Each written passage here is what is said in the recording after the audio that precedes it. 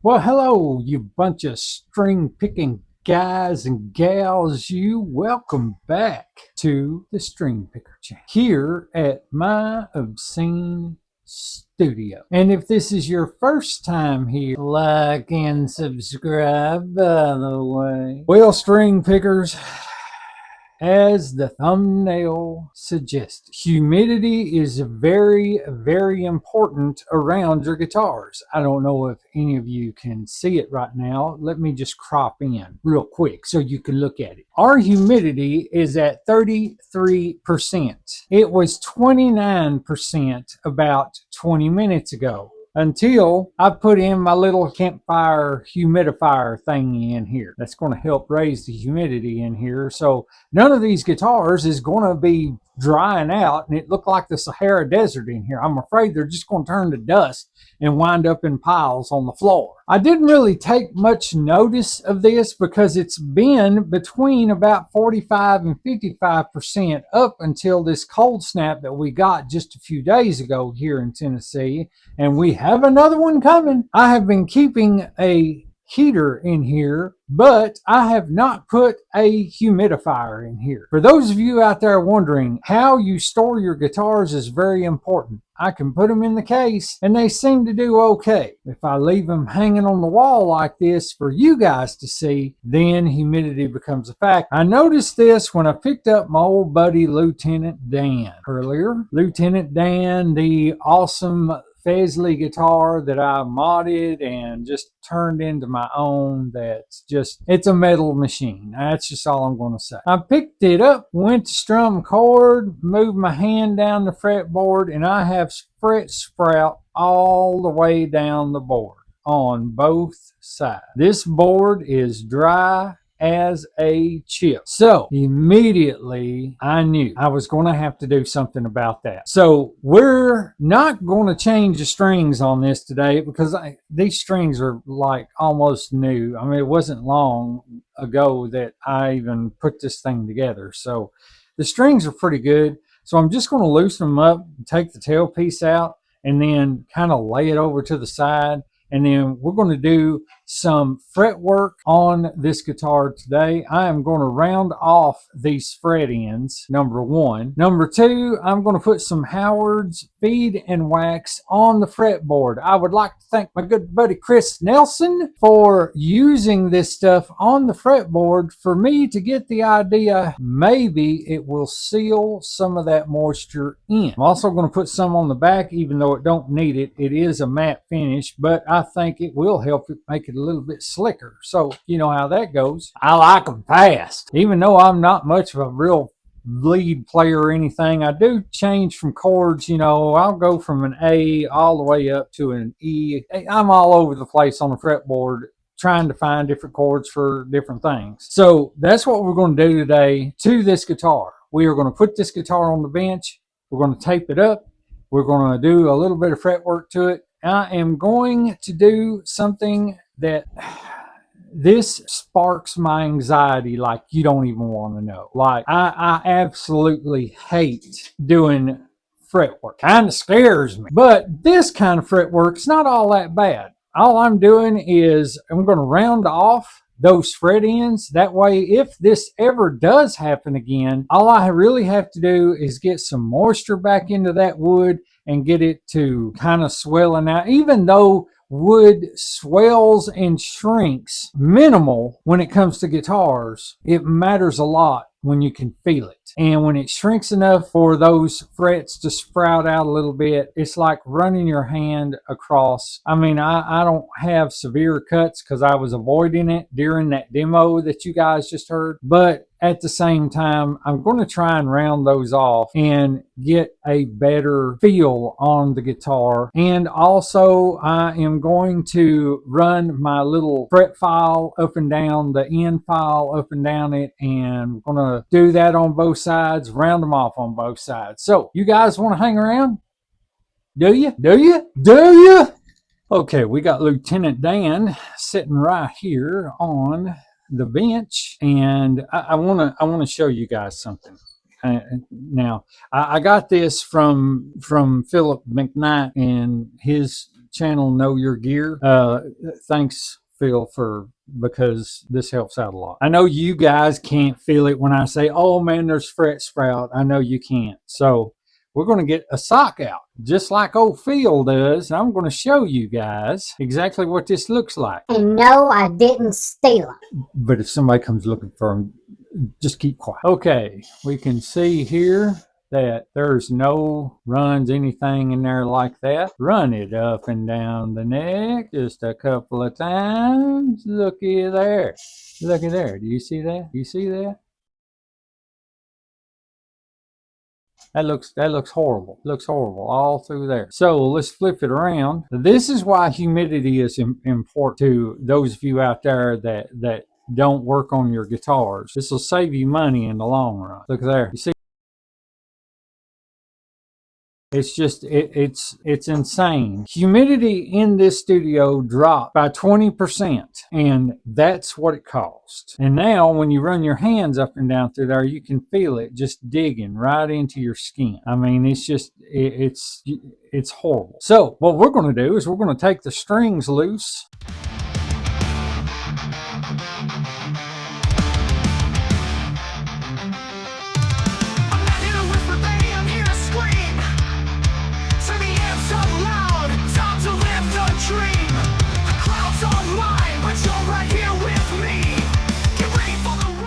Okay, and there you have it. Now we have the strings loose. While I'm in here, I'm probably going to wipe this down a little bit. So let me go ahead and tape up this neck, and I'm going to make that real easy. How about we just do it like this?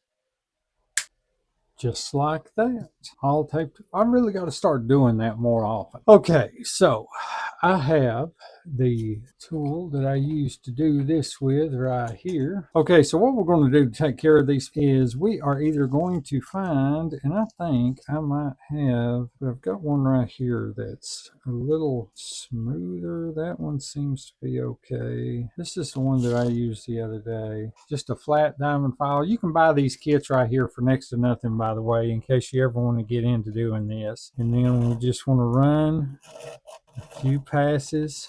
That seems like that's okay. Well, hello, string pickers, you know what to do in this obscene studio. I'll tear right through. This is our chance. Okay, we went around the ends of the fret. Now they are not ball ends. What I'm doing is just taking the corners off on both sides all the way up and down. Already tell a big difference. So now we are going to get us a little bit of, and I really like this kind of sandpaper for fretwork because it's spongy and it kind of wraps around the frets a little bit. And you get this in a thing for, I forget how much it is, but actually you get anywhere from 180 up to 3,000 grit in this. And what I am going to go for is a 400, and I am just going to go up and down the sides of the fretboard. And now that we have our tape off, let's go ahead and do this first. Now that we've got our tape off and we've took care of that, we're going to hit it with this right here. And all I'm going to do with this is I'm just going to go up and down the sides right here, because a couple of times that I was doing this, the file kind of slipped a little, and I just want to make sure that if there's any kind of burr on top of that fret down through here, that I can get that smoothed back out.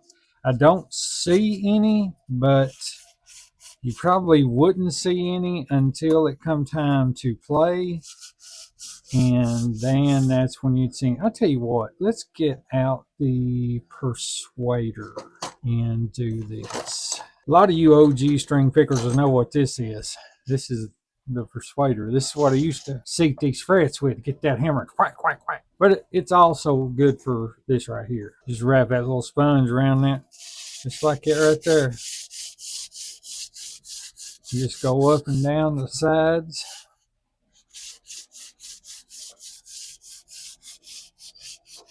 Don't worry so much about your binding or anything like that. It'll be okay. But we're just going to go up and down the sides just like this right here. Make sure that nothing is sticking out and everything is looking good. And then we're going to do the same on the other side. Oh yeah, that's how it should feel. Yeah, that's exactly how it should feel right there. So being as these are reusable, I just put it back in the stack where it's supposed to be, and then I set this back up here, and then we put our little persuader up. We'll put this little tool up right here. We're not going to need it. Put our tape up. I seen a show that the episode at Smoke Eater Guitars where he's always talking about once you get done with a tool, put it up. I'm the absolute world's worst for that. I'll wait until this whole bench is just covered up with everything and it's just absolutely nasty before I start picking stuff up and putting it everywhere it's supposed to go. So let's wash this neck down, and then we're going to put on some Howard's Feed and Wax. Big shout out again to Chris over at CD Nelson. Chris, seen him do this about a month ago with a Fender Ovation. Not really necessarily this part, but the Howard's Feed and Wax instead of any kind of conditioner or anything like that. That blew me away. So I thought, you know what? I'm going to try it. And if it is going to work, it is going to work. I have used stuff like that before on like the back of the neck or something like that. But on fretboards, all I've ever done with fretboards is what you're looking at. Is cleaning it like this, then putting some lemon oil on it. And once you put that lemon oil on it, you let it sit on there just for about a minute, maybe less. Then wipe off the excess and then go on. And then change your strings. Every time you change your strings, I do it again. Most of these guitars in here have been oiled really good, really regular. But when this guitar showed up, this thing was horrible. Just absolutely horrible. And so what I did with this guitar was I did oil it a couple of times, but I didn't let it stay on there too long. And I think because of that, that's the reason why it's affected it and not affected any of the other guitars that I have here in the studio at the moment. Is this neck was really, really dry. You can't even, there's not any wet spots that I could see. It's already soaked up that cleaner. So Howard's Feed and Wax, not sponsored by the way. They say a little dab will do you, and it says to put this stuff on there and leave it on for 20 minutes before wiping off the excess. And it says polish out with a clean soft cloth. More coats and longer dry time overnight may be necessary on unfinished wood surfaces. So what I'm going to do is go ahead and put some of this on this neck. I'm going to dab it on there real good. And this has got orange oil in it, which I thought was I didn't realize it had orange oil in it. I knew it was like beeswax, and you know, it might help if I take that lid off, you know, just a little bit. Or I could sit here and squeeze on it until I'm blue in the face and it blows up and gets all over the studio. Bet you guys would like to see that, wouldn't you? But that's okay. I don't even like the dust. Every time I dust, it just comes back. Okay, a little dab will do you. So let's just do this right here. A couple of little dabs because this board needs it. Okay, that should do that. Put that back over there. Smells good. This is the first time I've ever used this stuff. I've seen it around and everything, but I'm just an old codger that likes to be stuck in his ways, you know. I don't need that Howard's bees and wax and feed. I got my own stuff I use. I tell you what, though, one thing that I have learned about being in this community on YouTube and watching a lot of you other guys out there do your thing, I've learned a lot of stuff from you guys. It's made my life a whole lot easier. So I'm just going to wipe a thin layer of that right back here on the back of the neck. All right, we're going to leave that for 20 minutes. We're going to come back and we are going to dry it off. It'll be like 2 seconds for you guys. And by the way, if you guys have not subscribed to CD Nelson's channel, you guys really need to go over and do that. Chris is an awesome guy. I just think the world of him. He's very knowledgeable about the history behind these instruments and stuff, and he dives in and does stuff, and he always gives us shout outs here and there. It's just a great guy. There is a whole bunch of people that you guys really need to subscribe to that's in our community if you like this guitar content, you know. So yeah, you check him out. He's a good guy. He has a good channel. Okay, it's been about an hour, been about 0.85 seconds for you guys, and I can tell right off the bat that this has soaked up a lot of that feed and wax. So now we're just going to wipe it down. I am hoping that this puts a really good protective layer on this fretboard because I don't want these fret sprout issues to happen again. This is the first guitar that I've had in a long time to have fret sprout issues. A long time. And I'd also like to mention that I love Les Pauls for this reason and this reason alone. Is all you got to do is take this tail, take the strings loose, lift the tailpiece over, you can do all the fret work you want to do. That is a big plus with LP style guitars. And then you just put them back in there and tighten them back down. This was bottomed out, so that's what I'm going to do is just bottom it right back out. I just did not want to replace these strings. These strings are good strings. They sound good. I didn't want to replace them. Something else I'm going to do is I'm going to put a little bit of graphite with my trusty pencil here in these nut slots. I done that the last time I did this, but I'm going to do it again. I love using graphite. I'm old school like that. I know they make other lubes, but a dry lube is a good lube.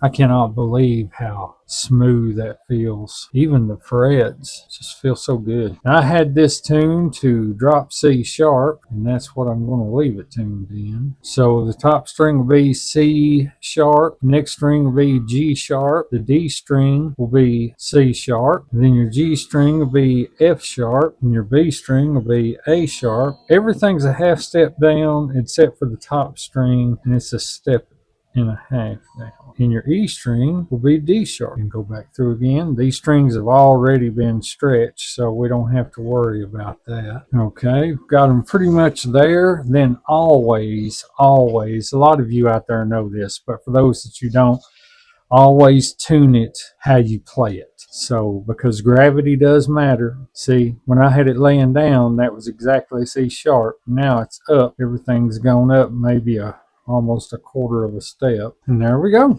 I'll tell you one thing. That neck is smooth as I don't know what. Where's that rag at? I didn't get all that off. I'll give you guys room sound on this guitar and see how you like it. Okay guys, here we are. We are done. It feels just fantastic, man. Absolutely fantastic. Just slick, no fret ends at all. Just none whatsoever.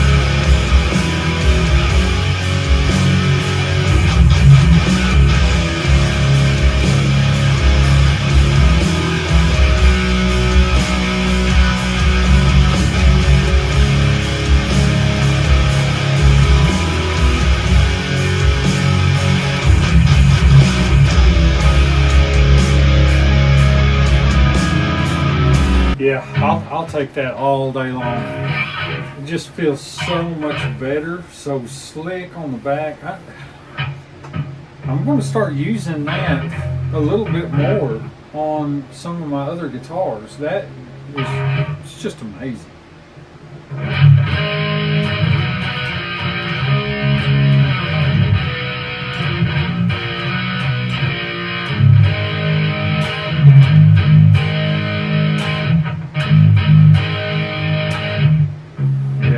That's fantastic. I do apologize for the fan running in the background. This is, as you guys know, room sound, so it picks up every little thing. I don't have any noise cancellation. 120 bucks. 120 bucks is what I give for this guitar. And the only thing I done to it was I put strap locks in it that I already had. I bought some Safew Seymour Duncan Invader clones and put in here. Let's see, what else did I do? I think I put the knobs on here. I'm not sure if it come with those knobs. I don't think it did. Went into the back, put a push-pull in, and let's see, I didn't change the tuners because the tuners are good. I had to do a lot of neck work to this thing when I got it. A whole lot of neck work. And everything, adjusting the truss rod and everything, and the truss rod right now is sitting pretty. And the action, for a lot of you new viewers that didn't get to see the other ones, by the way, go back and watch that. Just it's like right down there. If you can go down to that channel icon thing. Takes you right to my channel and you can watch the whole series with this guitar. Yep, and we are at 125 on the low E, and we are at about probably 1.15, between 1 and 1.25. So that's usually the action that I shoot for when playing, is something like that. That way I can, depending on the scale length of the guitar and everything, I can still hammer down when I need to really grind in some of them power chords, or I don't have to work so hard to play any kind of leads or anything. But yeah, this is a fantastic guitar. Fantastic. Well guys, that is all that I have for you today. And no, a lot of you are going to be like, how in the world have you never heard of Howard's Feed and Wax? Well, to answer your question, I have heard of Howard Feed and Wax. I've just never used it. I've always seen it. I've passed up the opportunity to buy it for years because I was stuck in my ways. And that's the whole basis behind this channel, is for me to get outside my comfort zone, for me to get out there and do things that I've not done before, to show you guys out there that it can be done. And some things I have done before, like the whole fretwork thing, I've done that. I just don't like it. I don't like to do it. It takes up a lot of time, and I'd rather be playing than working on it, you know? But it is what it is. When something like that happens, at least you have some knowledge to know what to do about that situation in that moment. But that's all I got for you today, guys. I appreciate you hanging out with me. I hope every single one of you are having a great new year so far. And I would just like to say that I pray that you and yours are having the most blessed day ever. And I pray that God is with you all. Until next time, later.